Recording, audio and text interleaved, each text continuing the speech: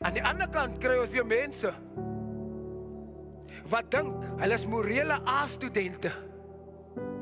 Hulle doen al die regte goed. Slaap nie rond nie, drink nie te veel nie, betaal nie bribes nie. Hulle dink God skuld hulle meer seëninge as die res, want hulle lewe moreel reg. Jy kan hoe reg lewe? Mag ek dit sê? En ek gaan dit stryd sê. Ek het dit onlangs gehoor in 'n preek. Die ou het gesê, die hel is vol mense wat nog nooit rondgeslaap het nie. Die hel is vol met mense wat nog nooit immoreel geleef het nie. En steeds is hulle in die hel. Hulle het al die regte goed gedoen. En steeds is hulle in die hel.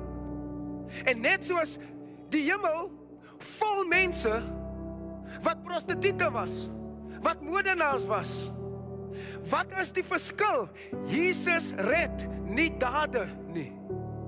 Jou moraliteit maak nie dat jy in of uit die koninkryk is nie. Anders het jy nie 'n redder nodig nie.